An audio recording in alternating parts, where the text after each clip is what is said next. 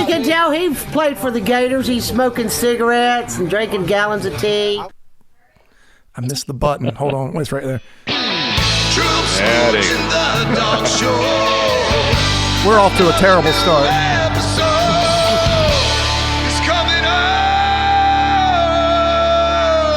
If only I could sing like Smooch. Man, you can.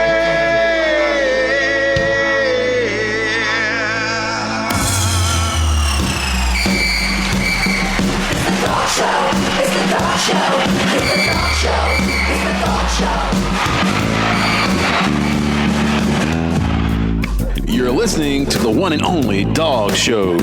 Your hosts, Troop Brenson and Smooch Moncrief. Just two dudes talking Georgia football. Welcome, Dog fans, to the one and only Dawgs Show with Troop and Smooch. Special guest, Coach Hayes on tonight. Coach Hayes, Coach Hayes. And Dawgs, fresh off of a win versus the Gators, 34-20. And the score, anytime you beat a team by 2 touchdowns, you feel good. But Smooch, you were saying earlier, even in that win, not particularly satisfying victory for the Dogs. Yeah, on the surface, you say anytime Florida loses and Georgia wins is a good day. That's 100% true. You say anytime you're at this point in the season and you're a top 3 team, that's a pretty darn good week. But there is something unique about this team this year. We're going to get more into it, but there is this unsatisfying nature to even the victories that they're having. You just want to watch a Georgia game from beginning to end and say, finally, that was an ass whooping. And we're not getting that. We're getting, okay, there were moments of really good play, and when they put it together, then there's going to be that whooping, the woodshed moment. But we just haven't reached it yet, Coach. No, we haven't. And it's really what's unique about the whole thing is it comes from some of the positions that you would think that we would be provided stellar opportunities this year to see execute. That's from the offensive side, the offensive line, the quarterback position. We've been so inconsistent with so many different things happening. You have the Ra Thomas news at the beginning of the year, the Kobe Young news in the middle of the year. You have Roderick Robinson go down with a turf toe injury. You have Tate Ratledge get hurt. It's like all these little cog pieces were getting knocked out, and we're figuring out that's football. You got to figure that out. It obviously is something that's done and dealt with every year. But those pieces that you want in the puzzle to go out there and play that 100% complete ass whooping, as you talked about, seemingly looks better when you have all the pieces to the puzzle. And a lot of times we're constantly having to set up different sets and watch people grow up in front of our eyes like we want to see. But I think with that comes those growing pains with those inconsistencies. And that's what we're seeing. But, when it comes from Carson Beck's inconsistent play, obviously his interception level where it's at, you even see kids like Malachi Starks making sort of, JV type plays that where you don't normally see him make those kind of plays. And granted, everybody's entitled to have a bad play or two here and there, but it seems like when it happens, it comes in bundles. And it's like you see something offensively happen, then right around you turn around and see a Malachi Starks in cover 2 bite on a play action crosser in front of his face and let a backside skinny post get behind him. That's almost unheard of with the experience that he's got. And then you've got your lineman rotations. That's crazy. Tate Ratledge being hurt and it's causing that musical chairs. I've always spoken how highly I thought we were very experienced at the O-line position. But again, that has caused us a few times, for myself anyway, to scratch my head and say, what are we doing up front? What's the differences that's costing it? So there's a microcosm of things that's happening right now that just makes you walk away from each game we play, as you say, where, we win. And that's the beauty of us being spoiled by, 2 out of the last 3 years being national championship contenders. How many games we've won over in the SEC part that's not named Alabama, and still to look at all of those things that go into play with that. And we got fans who just don't seem to understand that we want to see better play, and that's it. I want to see more consistent play. If right now you could tell me Carson Beck is a game manager, I would actually accept that now. There's no concept other than just put me in the game. Let me see him go 13 for 24 or 15 for 28, for 275 with a couple of touchdowns, with no picks, have a solid running game, and win the game 14. That would, to me, would be a better feeling walking, a better taste in my mouth walking off the field, or after the game's over with, than what we just witnessed this past Saturday. True. Yeah. Two other names you didn't mention. Michael Williams has missed a large part of the season and just getting up to speed now. Smile Munden as well. Another very experienced linebacker that plays very, very fast. Warren Brinson's another one. Yeah. They've it's always next man up, but it does factor in a little bit. Georgia did improve to 7-1 this past Saturday and kept that number 2 ranking. I think Tuesday night, the initial playoff committee rankings are going to come out. Is that correct? Yes, it's correct. Good. That'll be something to talk about. But looking at this game, as just looking at some statistics, Georgia's defense still played really well. Only 228 yards allowed, 113 passing yards, 115 rushing yards, and only 13 first downs. Lagway did get hurt in that second quarter, I think. And, he wasn't having a great game. He had that one busted 43-yard pass for the touchdown over Malachi Starks mistake he never should make. Right. But the fans are going to say, well, if the Florida fans and some Georgia fans too, it's very interesting what would have happened if Lagway would presented a much different type offense and weapons that Georgia would have had to account for. But Georgia did, even with the interceptions by Beck, and 2 of them were really bad interceptions. We're going to talk about that. We're going to have a little roundtable about Beck, and we'll get to that in just a second. But Georgia with 456 total yards, 309 through the air, 146 yards rushing. Frazier was pressed into big duty with ETN getting dinged up a little bit, and he and Cash Jones had their best games of their careers, even very early for Frazier, of course. 26 first downs for Georgia, and, of course, those 3 turnovers. Looking at those statistics a little closer, Beck was 25 out of 40. When you look at that, if it just was without the interceptions, this game's a blowout. I don't care who's quarterbacking for Florida. 25 for 40, 309 yards, 2 touchdowns, 3 picks, 2 sacks, and 7.7 yards average on those. Frazier had 82 yards on 19 carries. Dylan Bell had a 33-yard carry. ETN only 7 carries for 31 yards. And we did see freshman get in there. Dwight Phillips got that little jet peanut. Right, peanut to call him, right under center, play under center that they handed off to him, and he got in there, used that sprinter speed, and you saw that. We enjoyed that. Georgia defense, like we said, played pretty well. Another defender that is continuing to play more and more, maybe at the expense this Saturday of Raylan Wilson. He got a few less snaps, and Chris Cole got in there a good bit, and we also saw Daniel Harris play a lot more than did Julian Humphrey. But in that situation where they're just going to try to run the ball mostly and you're not threatened by the quarterback passing the ball, I think Daniel Harris is a better tackler than Julian Humphreys is. But I know what's on all you folks' mind. So we're going to do something right here, and it's called Carson Beck, What the Heck? And we're going to kick it around just a few minutes and try to find out, share our opinions on what's going on with who should be, who was looked at as one of the top players in college football, and just hasn't been that season for him. So what's going on with Carson Beck, Smooch? We have we began to see Carson Beck come in late game duty for Stetson, and there were rumblings then. Carson may be a more complete quarterback than Stetson. Stetson can run the ball, and Stetson doesn't really turn the ball over. So maybe he's just in for his maturity and experience.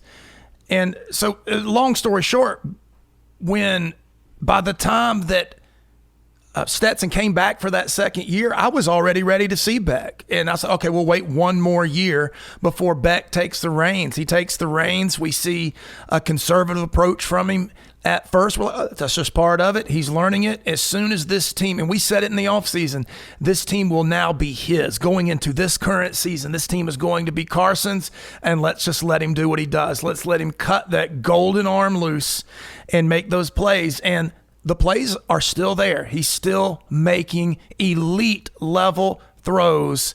He just has these inexplicable lapses and, Coach, what seems to be these periods of extreme regression.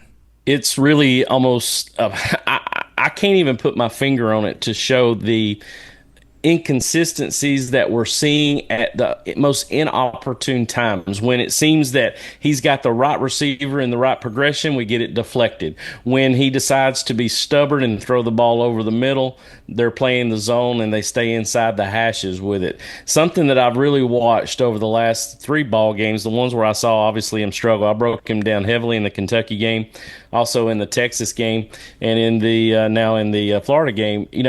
We saying, well, yeah, he's throwing 3 picks last 2 ball games, and we're still winning by 2 touchdowns. But that ain't going to last forever. Eventually, there's going to be a team that's going to change the narrative of that storyline. Because the reason why I didn't mention any defensive guys a second ago, true, and it's not because of my own admission of not remembering those guys, but the defense has played so well, even really, honestly, other than the Mississippi State game where we had a little fracture here or there. For the most part, they have played consistently good all year and have kept us in the ball games. So even with McKell out, even with Warren out, we have seemed to seemingly still play very solid. But yet, I look at Carson's situation, and I know a lot of people were calling his number, man. They're like, it's time to sit that boy down and humiliate him a little bit and let him know he's not the only guy that's out there, being kind of that prima donna mentality. But it goes to show me with Coach Smart and his staff, I'm sure he's talking up to Bobo and saying, do we have a guy that's ready to go in and take snaps as our number 2 quarterback that's going to provide competition to Carson to humble him a little bit and realize he's got somebody on his heels just ready to step into the game? I don't know if it's Rashada. I don't know if it's Pug. I don't know if it's Gunner. I don't know who that guy is, but somebody needs to step up and start pushing him. He needs to be pushed because his focus is off. I think he's got a lot of off-field issues, and I'm going to leave alone right now, but most people know what I'm thinking.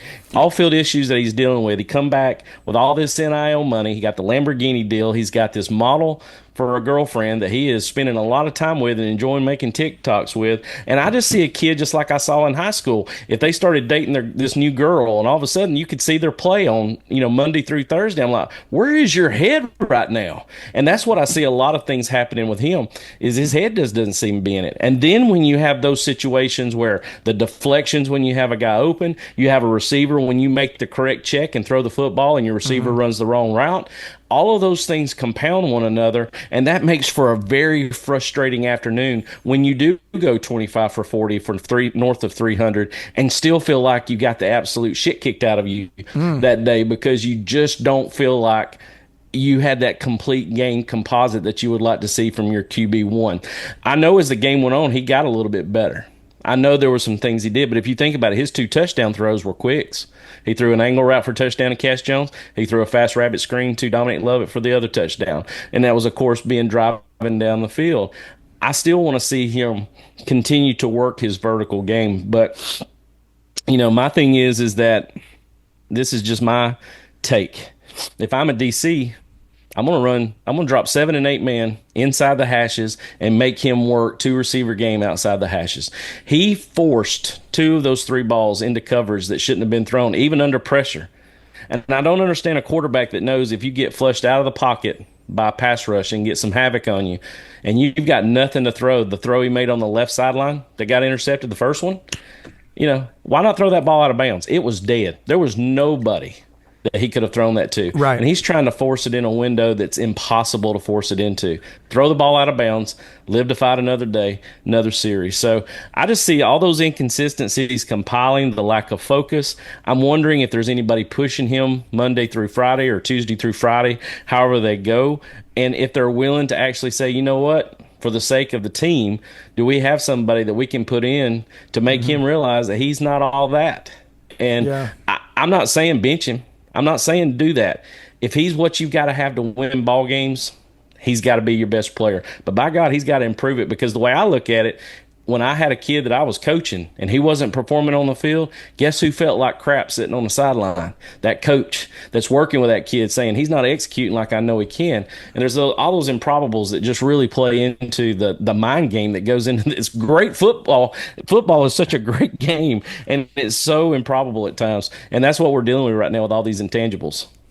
There's a couple things that within that I want to talk about, and it would be one thing if Carson was running for his life, and he was dealing with that a good bit with the pressure, and some of these balls were third downs where he felt like he had to make some plays. These are happening early in downs a lot, first downs, and doesn't feel like forced mistakes. That second interception might be the worst pass I've ever seen him throw. The decision to throw that ball on that second one was just like, wow, how is that ball ever going to be successful? What do you think you're seeing? Or are you just saying, I'm just going to throw it? And that's why I worry about with the mindset is, what do you think at your experience level at this point? You should be way, way, way past that you don't just say, well, just to hell with it, I'm just going to throw it. And that feels like he's just throwing it and hoping for the best sometimes. I don't know if they said, we got to give our receivers a chance to make some 50-50. No, not on those type. That's not 50-50. No. Yeah. It's not. But the other part of that, Smooch, Coach, is that a lot of the time during the games, he's making NFL throws too. He's making some plays for you that you say, we need more of that. That's a beautiful pass. Oh, perfect. And he has that about him. And then there's stretches where he just gets on a run. He gets in a rhythm, and he's like, bam, bam, bam, 10, 12, 13 passes in a row. And you're like, here we go. It seems like that's in the second half a lot. But those are the two things that if he wasn't doing that other part and he wasn't like making you feel like, well, if he's got it together, he's still our best. He's our best weapon. He's our best chance. If you felt like that Gunnar Stockton coming in or whoever was going to give you a better chance, and I think they would do that. But I'm sure there's some internal conversation or within the coaching staff of, is this going to be what Carson is for the rest of the year? Are we going to have to win in spite of this poor decision making because he's got an NFL arm and he's got all seems like the intangibles, but 11 interceptions in the past 5 games, and like you said, guys, eventually it's gonna cost you a game, maybe end your season, and I don't know if we just got to live with it or if he's going to clean it up.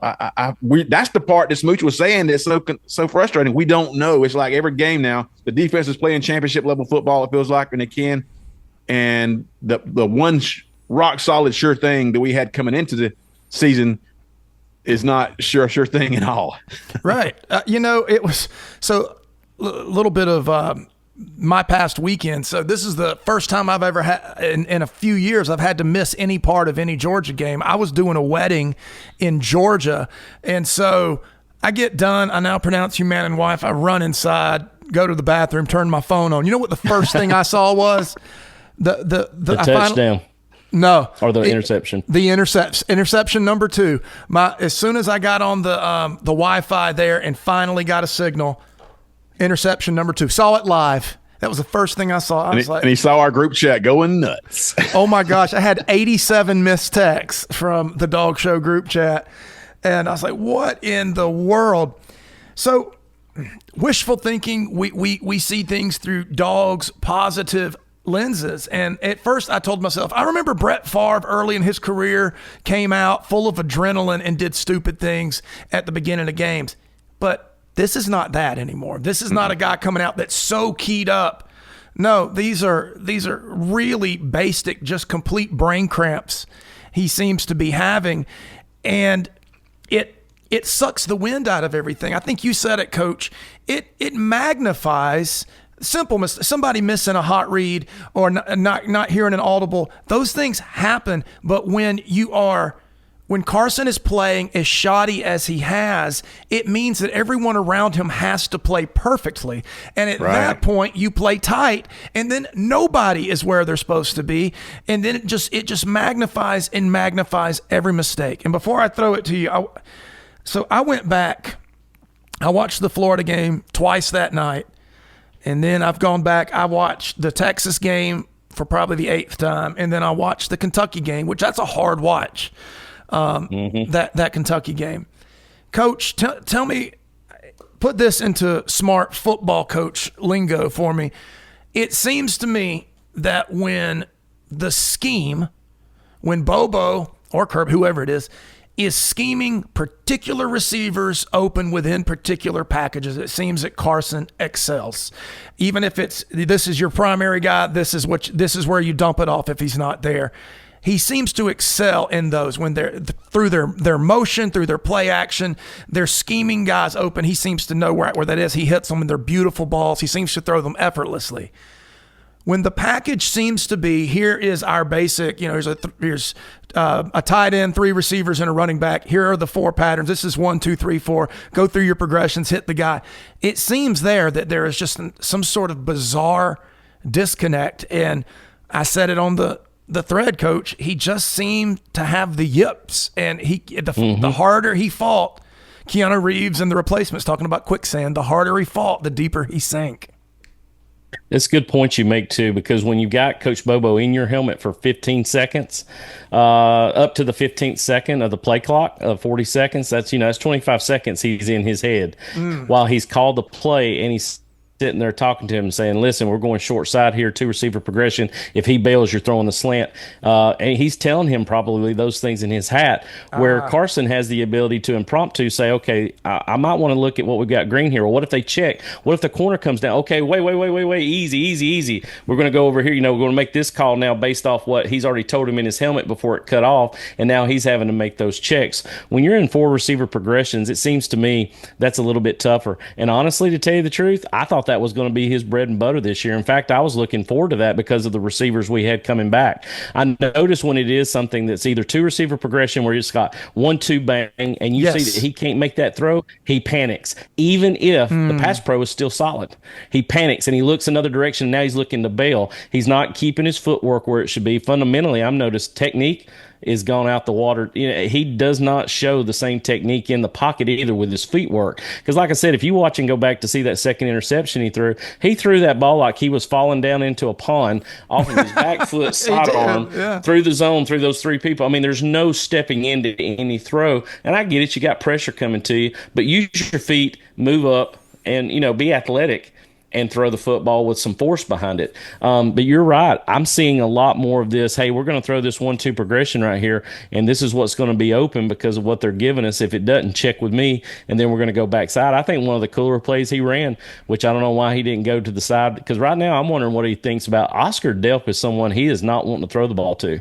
Oscar Delp was open on 3 different progressions. He only ended up throwing it to Oscar off the split technique where they ran the wheel, and actually Cash Jones and Dylan Bell were both wide open going in the end zone on that play. And he throws it to Delp off of it because he's immediately thinking, well, the end squeezes, I'm going to throw the tight end now. But if he'd have waited just an extra half second and pump fake that, he could have thrown it to Dylan and Cash Jones, and they could have gone in the end zone and had some sweet tea, and eat some crumpets there on the table if they wanted to together. But that's the progressions that, we see, and that's the frustration that you see. It's almost like pre-snap, he's in his head, he's talking to him, he gets cut off. Now he's got that mindset, and now he's not thinking about just, hey, let's look at the flow of the field. Hey, all of a sudden that corner we're reading, he's walking up, we're bringing edge pressure. Now we got to check, we got to look somewhere else. I did like some of his checks. He did throw the one that Dylan Bell juggled that he caught right there in front of about the 5-yard line.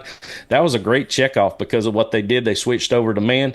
He had Dylan on the backside. They actually had double slant, so he knew it would clear, and he threw the backside slant to Dylan. It was a great throw and catch. Dylan juggled it, but still ended up catching it. But, that's what I'm saying. That's the Carson Beck we know. That's the Carson Beck we want to see. I just think when you get all those mental errors in your head, it starts playing with, it's just the demons that you have when it comes to, as you called it, the football yips. And all of a sudden now, as a head coach, as an offensive coordinator, you've got to start putting some plays out there that's going to give him some confidence. And that's why we saw continually a lot more short stuff, quick screens, getting the F back into the game, trying to get him one-on-one with linebackers like they did with Cash on the angle route for the touchdown, and on the quick out he got about a solid 20 off of. So, that's the thing about it. We can't allow ourselves to get so down in the dumps about it. But I think it's just I guess I take it from a coach's perspective. it's kind of a pride issue to me. I want my quarterback one to have moxie. I want to see his eyes light up like his blood's on fire when he's doing those kinds of things, and don't sit there and sulk like poor pitiful me, like I saw him in the first half. I want to see him get in somebody's face. I want to see him get after it out there. I want him to know and let his team know that he's the leader of this football team, and that's going to get some guys going, because there's a lot of small little inconsistencies that are just not adding up right now, and they're hurting us in the long run, whether it's and I'm going to say this last thing. The receivers, I watched plenty of plays where we went in 4 and 5 receiver progressions, and when he couldn't find the pass he wanted to throw, like he knew 1-2, he was looking at one side only, he panicked, and that was all she wrote. There was no moving his feet, trying to get to the other side to see if he could go to the backside or to get out of there. There was never that concept. So it also helps if you've got receivers that are getting open too. And, when you've got 2 guys really in the progression, the other 3 are just decoys, and that 1-2 doesn't open up, it really doesn't set very well for your offense when you've got a guy who's not very gifted in the running department, and obviously can, stay in the backfield and get sacked too. Well, I feel like I want to touch on what you said about just some of the demeanor and what we saw on field, several things as a matter of fact. But in terms of bringing in a backup quarterback, I feel like let's say next year that Gunnar Stockton is that guy that runs the offense for Georgia. I feel like it's a totally different offense. I feel like that it's not the same type offense that Beck would run, and more of a run-heavy, physical type of team. Not saying he can't throw the ball, but it just seems like it would be something you prepare for. Be tougher to bring him in and just click right away. But sometimes you got to do what you got to do. We did talk about it as fans when Carson had the second interception and go to the bench and kind of getting this feeling, and we were like, come on, dude, come on, get yourself together, pull up your skirt and let's go. But the other 2 things that I mentioned in our group chat that I was a little bit worried about, because he was noticeably un-Georgia-like when his receivers didn't get that switch, that check with me or whatever it was, where Dominic didn't get it and that he threw it to the side and just didn't work out. He was upset. And then I saw later in the game where he missed a wide open Dylan Bell in the end zone, and Bell came back just demonstrative in his displeasure that he missed him. I think that's what it was. He also might have felt like he got held. He did. But, he was pissed because he got held. That's what it was. But that's the thing about it, though. Dylan's not necessarily that twitchy that where him getting off a hold looks like getting off a hold because he's so fast.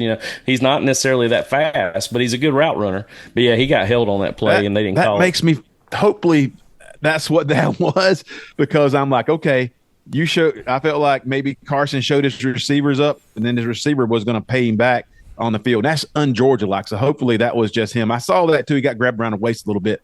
And I said, maybe he's just upset that he didn't get a call on that. It kept him from being in the spot where he maybe would have been an easier catch. That was one of Carson's better footballs. You saw he got a hand on it still too. If he hadn't gotten held back that momentum, he might have made that catch in the end zone. So where do we go from here, Smooch? I mean, as fans, we can't really impact or affect anything. It's just what our expectations are. We've still got some games where, we got one eye on the rest of the season and one eye on the playoffs, of course.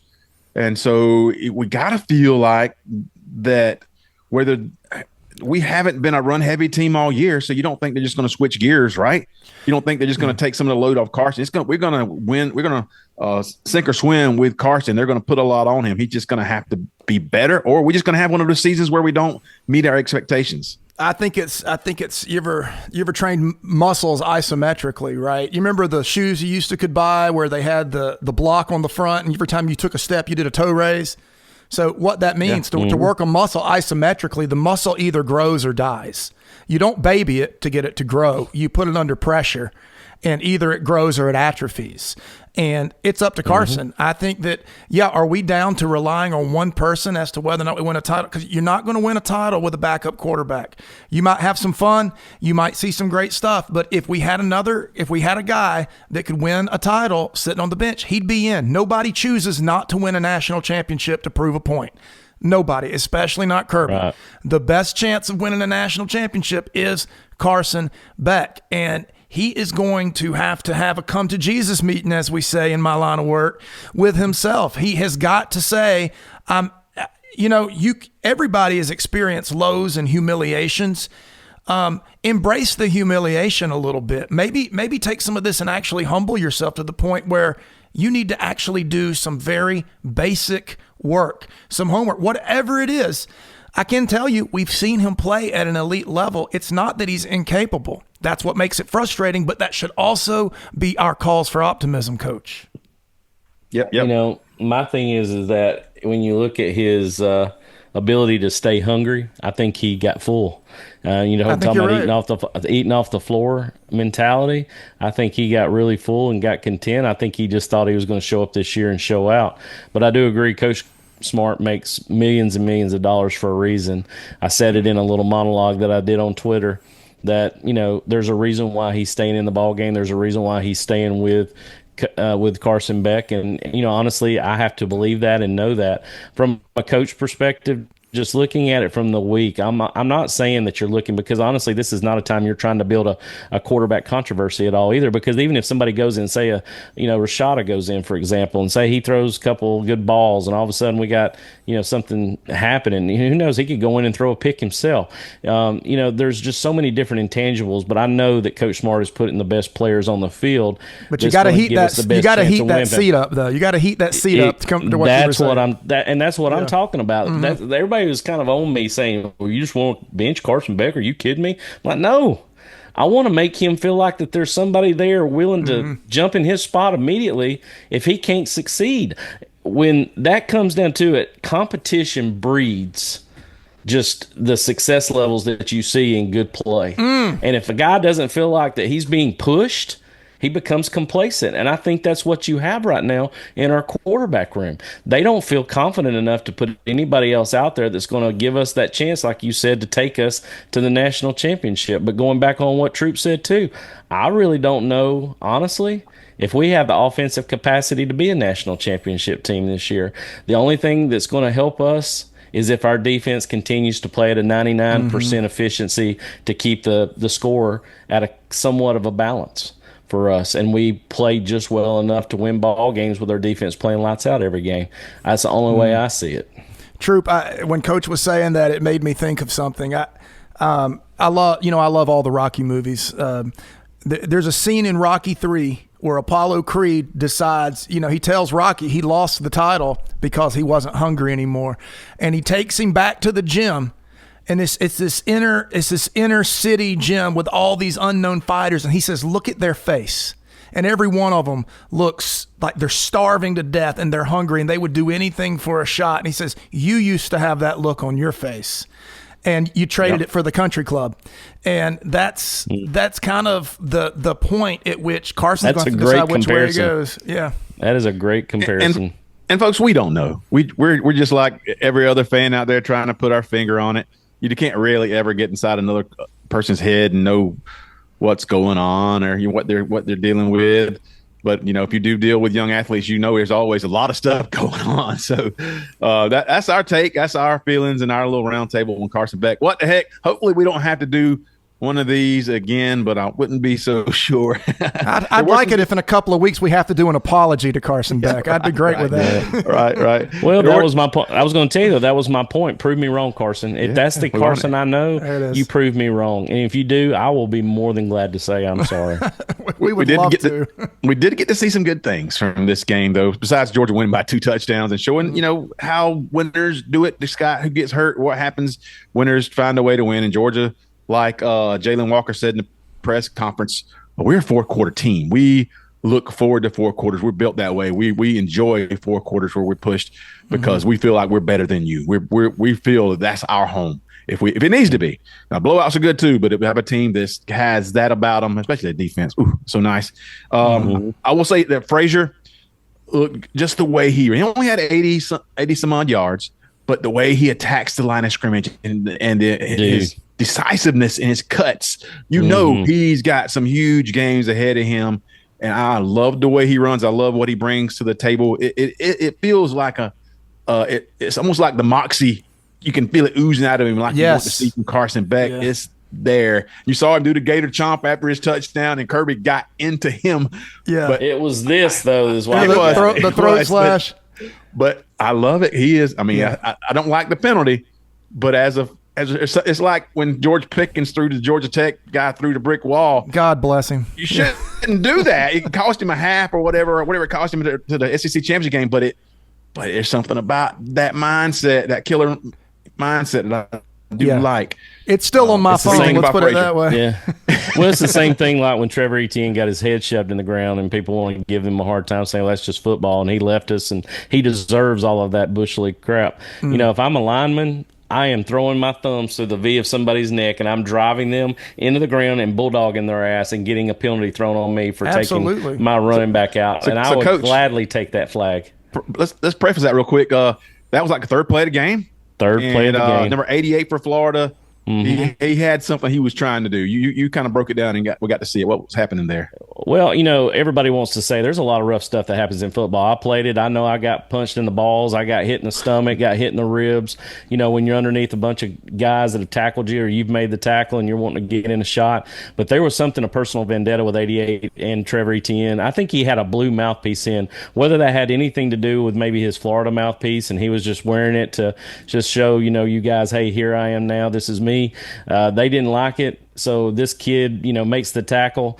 He's got his hands up basically underneath Etienne's face mask. And not only is he shoving his head in the ground, he's trying to get the face mask. He's trying to get the mouthpiece off of his face mask. So he's ripping it. So it looks like he's banging his head in the ground, which he is. It almost looks like he's choking him. But I think that's what he's trying to do is get the mouthpiece off. And when he does, he pushes his head into the ground again to get off of him. And at this time, we've got at least two linemen looking at this. And I would have gone absolutely, I can't even say the words what I would have gone, but I would have absolutely bulldog and speared 88 as hard as I could into the ground to try. It was sort of like, I can't recall what happened. Remember the Chargers game? Wasn't that guy that was trying to hurt the Saints guy that was trying to hurt Herbert, what is his name? The quarterback for the Chargers. Justin Herbert, Justin Herbert, and his lineman went back there and bulldog speared that guy off of him. That's what you do as a lineman to take care of your players. I would have done it right there for a flag with no problem.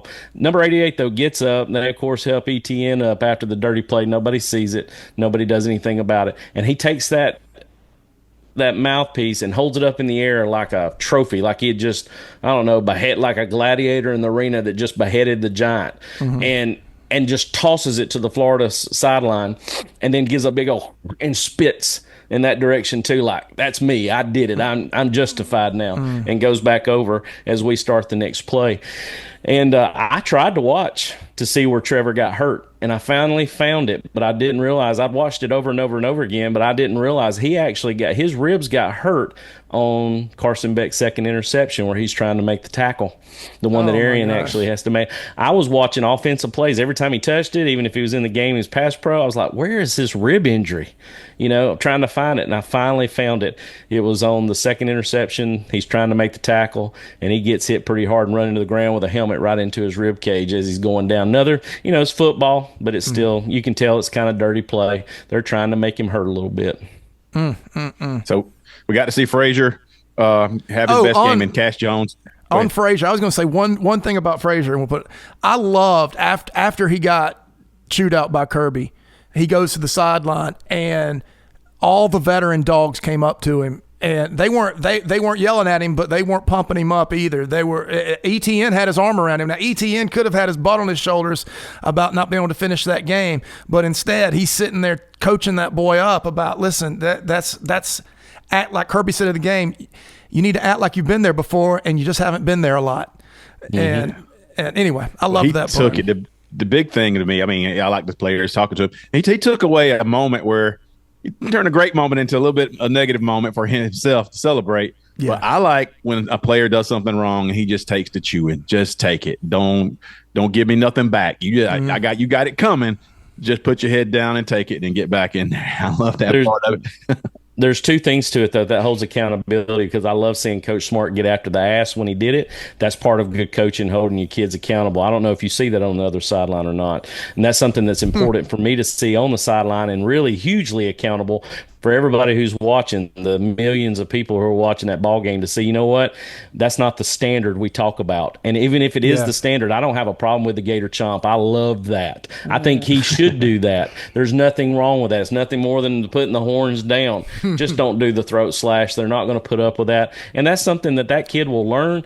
I'll call it a learn you, dern you moment. He learns and he moves on from that. It's no problem from here on out, because he has been there now, and he can say that he's been there before to do it right the next time. Because we're going to see Nate Frazier in the end zone a lot, my friends, over the next couple of years. Nobody plants their foot in the ground like Nate Frazier does. He runs like his ass is on fire. I love how hard he runs when he is running. I would love to have him as a running back. Chopping it up is what he's doing. God almighty. I mean, he runs every foot he puts in the ground, man, it's with a purpose. He makes the ground cringe every step he takes. Now, Smooch, we called this last year. We thought Cash Jones was like, we were big Cash Jones. We still are Cash Jones fans. Last year, we had predicted good things for him. And this year, out of necessity, you saw the game he had and the touchdown he had. That was a lot of, man, he just wanted to get into the end zone. He got hit. He broke 3 tackles, and the last 2, he just pushed his way in the end zone against 2 defensive backs who should have brought him down. Cash is not that big. He just wanted it more than they did. So I love to see that from Cash. I love to see a player like that just persevere, and he's prepared to play. And when he gets in there, he's one of those guys. When he gets in there, he's going to make the right plays and making bigger and bigger plays as the season goes along. Yeah, ask yourself this, Coach. I'll throw it to you. But ask yourself this very simple question. You can talk about all the stars, all the 5 and 4 stars we've got. Where would this team be right now without Dan Jackson and Cash Jones? They have both stepped up and lit it up when they needed to, Coach. Yeah, and you're right. When it comes down to it, that's that focus you were talking about with Carson Beck. I love that analogy you gave from the Rocky scenario. That's the perfect scenario, honestly. It's the same thing, though. Those guys, because they know when they get put in the game, I know for a fact that I had those kind of program kids that I knew were solid, all-heart kids, not the most athletic, but would go bite the tree bark off the tree exactly in the spot I tell them to if they would do it. And when you go in, there's no room for error when it comes to something like that. That's the reason why you see Cash Jones not making any mistakes when he's in the ball game. He does a great job of pass pro. He runs good routes. He's fairly fast with the football when he gets it. He gets north and south. He doesn't juke around. And when he's very productive when he has the football in his hand. And then you look at what Dan Jackson's done, the same thing. They don't have a lot of room for error. So that's the reason why you see them come in and you're not talking about their slip-ups or their mess-ups or their screw-ups. You see them playing at 100% because they know their role. And when they come in, they do their job, and you see that consistency from a kid. And unfortunately, they don't shine because necessarily the athleticism may not be there as much. But I'm going to tell you right now, Cash Jones and Dan Jackson have done a great job in counterparts, both defensively and both offensively, from what they've provided this year for us. They've been a solid depth piece on both sides. Dan Jackson, especially, I don't think he gets talked about enough at what he's doing at safety. Shocked me. He's going to the NFL. He's going to play at the next level. We were hoping, like, okay, we know Kirby loves those kind of players. But there's so much talent. Don't waste that talent with Dan Jackson in the game just to get him snaps, just to give him a little burn. Don't. But he has earned it, and he's played so good this year. And we needed him to play that way we tackled early in the season. He's been a very good tackler. He's a headhunter. Yep, and closing this section out, let's move on. And I got one last segment to talk about tonight. We're going to talk about true contenders and the pretenders that we predicted coming into the season and how close we are on those. I think we're right dead on. And we may have some different thoughts on who those, because it's been a strange season already. Yeah. But in terms of true contenders for a title, because there's going to be 12 teams making the playoffs. Not all of them are going to be contenders to win a title. There's not. Yeah. So I'll go ahead, since I'm leading this little segment about the contenders.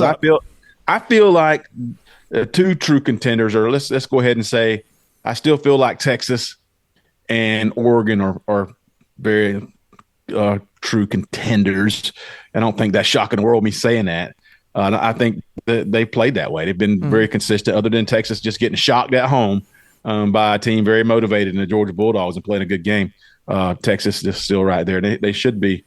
Because we saw what happened with Texas A&M when they went on the road, and we called that. that they were going to go to South Carolina, and their quarterback situation wasn't what they needed it to be, and it was feeding right into what South Carolina does well. Yeah. But so they do play Texas A&M at the end of the season. But I be feel a like huge game. Yeah, I feel like Georgia's a contender, a true contender. They are. They're ranked number 2 right now, and I'm going to say that regardless if they're in the conversation, and they definitely are. They've earned it. 7-1. Well, when we complain about Georgia, that's what you would call first world problems. You know, it is. It really is. We're not pressing the panic button, but we're down in the dumps over a 14-point win. Against our greatest rival. That's the spoiled nature, as Coach would say. That's where the bar is now. So yeah, you're definitely a contender when you're upset about a 14-point win. I'm not making apologies for Georgia, so I shouldn't. Yeah. The other one, I want to just name 4 of them. And I'm kind of in and out of this last one. I still feel like Alabama's a contender. Mm-hmm. I still feel like if they can get through this rest of the season unscathed, they can get into the playoffs. They're a team that could be right there in a championship level game, and because they have the talent. And when Milroe plays well, I mean, they have that kind of X factor that a lot of teams don't have. The other team I was thinking about was Ohio State, but I watched that Penn State game, and we know Penn State's just Penn State, even if they rank number 3 or 4, whatever they were ranked. But I still don't have that feeling about OSU. I'm closer. I got them there because they've been right there in the conversation all year, but I'm leaning towards pushing them out and having Alabama, even though Alabama's ranked lower, that are farther away. I feel like that maybe Alabama's a better chance, a better contender. I think OSU Alabama is. wipes the floor with Ohio State. I mean, I might be wrong, and not if you compare the rosters, but Ohio State against Penn State, that was the Pretender Bowl. That was, I mean, that game. There was nothing that made you think, oh, these two teams could be playing for a national championship at the end of the year. It never crossed my mind. I mean, you tell yourself, looking at Ohio State's roster, at some point they're going to put it all together and explode. They just haven't. But Bama has a player, 2 players on offense, really, that at any time can take a game over, and those guys can get hot at the right time and go a long way in a playoff type of scenario. Yep. So are we talking about contenders as in just possibly being the basically up at the top making the playoffs? Is that what you're legit? I'm thinking about like a Final Four, because all the Final Four teams should have a good shot at that point. Yeah. My thing is that with Oregon where they're at right now, they're poised to, take on the Big Ten with what they've done to OSU. Indiana, a lot of people don't talk about them because of what they've done this year. They've kind of been that Cinderella story, but they sort of fit the model of what TCU did. I think they haven't played anybody, honestly. And the first game we're going to get a decent barometer with someone with a pulse is when they play Ohio State. That'll give me a better feel of truly how good Indiana is. There's another team, Miami, too. Miami and the ACC is where I was going next. Miami's been that weird team all year long. They've been sort of that Clemson team where they're showing great abilities for what Cam Moore's doing, but they're still playing mediocre football against a lot of these teams that are in sort of the mid area, but yet they're winning ball games. So it's one of those things you can't really say anything until eventually they screw up and lose a ball game. So that's the thing about with Miami being another team that is up there. But Georgia, to me, if we can cut the mistakes down, becomes truly, to me, the identifier. Oregon and Georgia, to me, are the top 2. Agreed. I do like your Alabama thoughts. I do think they've got the pedigree and what they have done over the years, even with DeBoer there, that they've got the talent that takes them into the playoffs. If they can make it, they can make a run. But I'm going to go ahead and have to say, because of where we're at in the process, is that the Texas A&M winner is going to be another one, I think, that puts a possibility of making a run into the playoffs as well, because Texas and Texas A&M still have to play, and that could be a difference maker in who decides who's going to the SEC championship and taking them a step further. Right. I'm to the point now, I don't even know whether or not winning the SEC or going even to the SEC championship is relevant. I'd almost be willing to say, a lot of people say, well, why wouldn't you want to have that and have a bye? Honestly, the way everybody's basically the parity that's in SEC football right now. So it's so uncharacteristic to see. There's not one team out there that plays weekly, and you're sitting there going, they definitely should win that ball game. Even though I know you felt South Carolina should beat Texas A&M at home, I felt South Carolina could beat Texas A&M at home based off what I've seen in previous games. But that didn't mean it was going to happen. No. We were just fortunate that it did. Right. There's so many different games out there that just change by the week. Who would have thought we would have been in a 2020 ball game with Florida in the third quarter? So, that's the beauty of this. That's the beauty of that is college football, the college landscape that we have. My biggest issues is just those people that, we're seeing at the top 5 right now. I would have to go with Oregon and Georgia, Miami until they prove me otherwise. And then I would have to say whoever wins the Texas A&M Texas game, I think could end up being the other team there. That's going to be a great game. With that. So that's my thoughts on the. Yeah, that's going to be everybody's. That's going to be a huge game. Obviously, I just don't think A&M their quarterback situation is a little scary right now, and I think Texas's quarterback situation is a lot better. It should be, but that's going to be one of those games. Anything can happen. Now it's going to be. Is that where is that game played? Do we know? It's in Texas A&M. It's in Kyle Field. It's at College Station. Yeah. College Station. Yeah. Okay, that'll be. And I'm going to tell you what. I jumped on the Marcel Reed train. I took a whole 25-minute video and broke down all of his plays because I love the +1 quarterback situation. LSU had no answer for it. That's their defense. Yeah, but South Carolina got to prepare for it for a whole week. They did. That's the reason why, and that's the reason why I thought South Carolina would handle them. We know how that works. You bring in a running quarterback, and you're not really ready for that running quarterback. But with the defense that LSU has had the last couple of years, it's not a defense that they make a lot of them. They can get very porous. If Marcel can learn to throw the ball vertically, they would be pretty tough. They would be. Agreed. They would be. Heck, what about the what's his name? The South Carolina quarterback. He's a dangerous runner too. He's a big kid. Yeah, number 16, Sellers. Yeah. He's not much of a passer either, consistently, which you got to be. You need to change. Now looking at the pretenders. And Smooch, yes. we really hit on these very well. And, we got friends on all from coast to coast that we talk football with, and we give them a hard time. And then we feel bad for them sometimes, too, when the season does unravel. One of those teams that we called was USC. Yes. And boy, has their season unraveled. You can't skip steps. You can't wish it into existence. I don't care if you're losing. Well, we keep losing by 1 score. Aww. Good teams win those games by 2 scores. They you don't get in dogfights when you're that much better than the other team, right? Right. Georgia threw 3 interceptions and beat the number 1 team in the country. That's what good teams have to do. They have to be able to overcome things, right? USC. I will say they did surprise me when they eked that. Kelly cannot coach the first game of the season. So when they eked out that game against LSU, I was like, okay, maybe the guys can play ball. But as soon as I doubted my own brilliance, I was instantly proven right. And USC has just fumbled and bumbled and been an absolute – they've been a train wreck. And I can remember – I'm going to see if I can't put them up right here if I can find them. You remember when we were saying that – USC might not go 500 this year, and they shared it on a couple of USC sites and said, tell me you have a podcast but don't know anything about football without telling me you have a podcast and don't know anything about football. They have so many receipts on the Dog Show they're not going to be able to cash on. I know. We were bookmarked like what was it, 2,700 times on one of them. I was like, where are those now?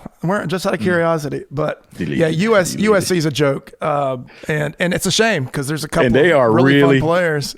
And Lincoln Riley they're about done with him. Was it Lindell White that came out this past week on social media and just blasted Lincoln Riley and his former team? Woo! Wow! Not good. The other teams, of course, we called out the demise of Florida State based on what we saw in the last we broke season. them. We broke them. Yeah, that's a Georgia job right there. They proved all that. There's no arguing right now with those guys. The other team we talk about, we know they're always perennial. It could go either way a lot of times with Notre Dame or Penn State. Penn State is the team to me. I think, they're a second-rate team in a second-rate conference. I said that last week, and there's nothing wrong with that. That's still good football. They play good football. They're just not to the level where they're going to win many games, these marquee type games. Penn State, to me, do you know what the Dalton scale is in the NFL? Like, if you take quarterbacks and you're either better than Andy Dalton or you're not, and that separates the elite from the not. Penn State would be that marker for college football teams. If you're better than Penn State, you're pretty darn good. If you're not, you're really not that good. That's kind of where Going with my group, I'm looking at the fact of what's happened with these two teams as the years progress in the SEC, and they're big football games because I know we talked about Alabama as contenders, but it depends on LSU could really spoil that. Yes. And honestly, to tell you the truth, if we get by Ole Miss, I ain't gonna lie, playing Tennessee at night in Sanford Stadium, Tennessee comes in and they lay a shocker to the Bulldogs in Sanford Stadium, that changes our whole demeanor. So, that's something that I really wonder. I want to say that those two teams are the pretenders, LSU and Tennessee in the SEC, of what they started off as and what they've sort of become as the years progressed, being in that regard as far as not the bottom dwellers like we see with Auburn and Oklahoma, obviously, and what they've become as the year has gone on. But, I was going to say Penn State. That was the big one up in the Big Ten that just they continue. Franklin continues to figure out ways to lose against Ohio State. I mean, I'm never going to pick. It's like I said, until you win, I'm going to pick Ohio State over you no matter how good you are. Isn't that so, James Franklin?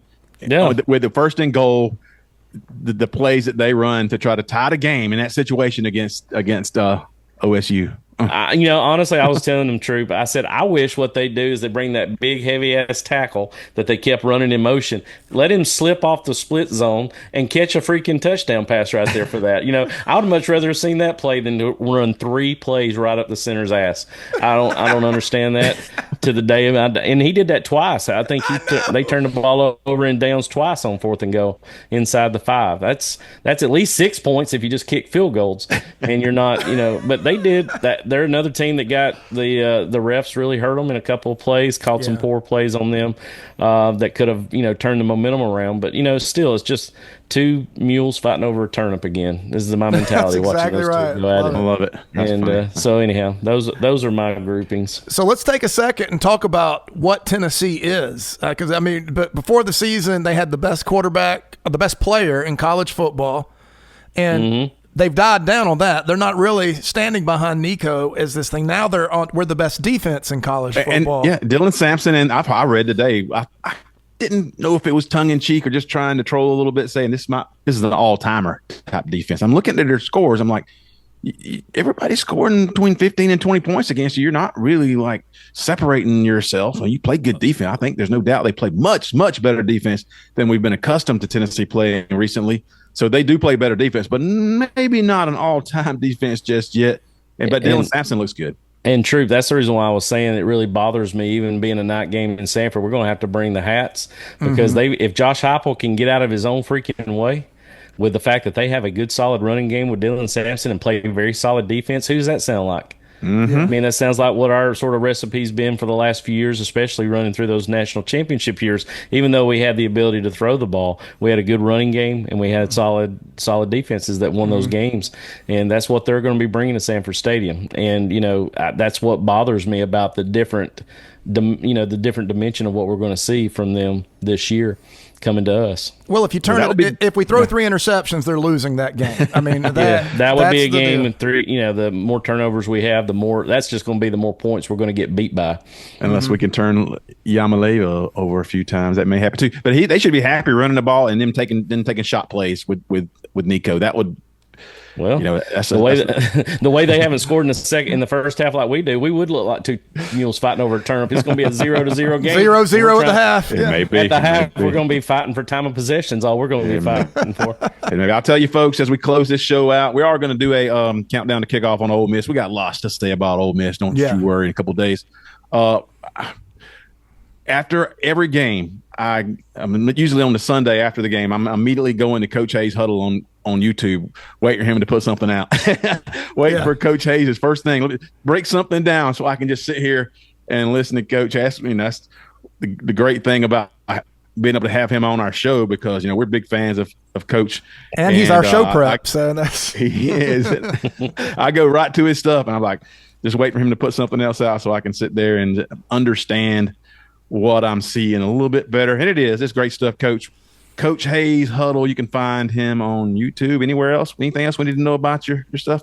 Oh yeah, just anywhere you want to find me on social medias, on Twitter, X, YouTube, Instagram, and TikTok at Coach Hayes Huddle. I'm breaking down player profiles, defense, offense. I'm even doing some recruiting news. We're beginning to heat up a little bit with recruiting as we get closer to December. We got some flips on alert, and I'm going to be doing some things that are really exciting. When you look at Ethan Barber and you look at Elias Williams, those two tight ends we've got coming in. I was just about to ask you about them. That's crazy, right? I mean, yeah, it is crazy. It's insane what we're about to get in those two young men. And then Taylor, being promoted to a 5-star this past week, and being able to say that we're going to be able to recruit in a 5-star kid that we've had since day one. Landon Rowland is really growing as well. Has had a great senior year. He went to a 4-star status in the October area.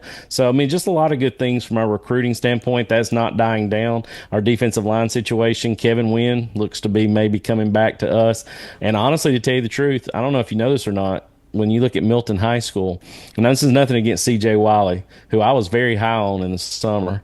Yeah. But it seems to me, who they really have depended on this year is they're throwing the ball to Ethan Barber more than they are C.J. Wiley. They sure are. And C.J.'s kind of fell off the radar, and I don't know if it's because he's just gotten, I don't know, just another situation where you have a kid who thinks he's got it and he don't.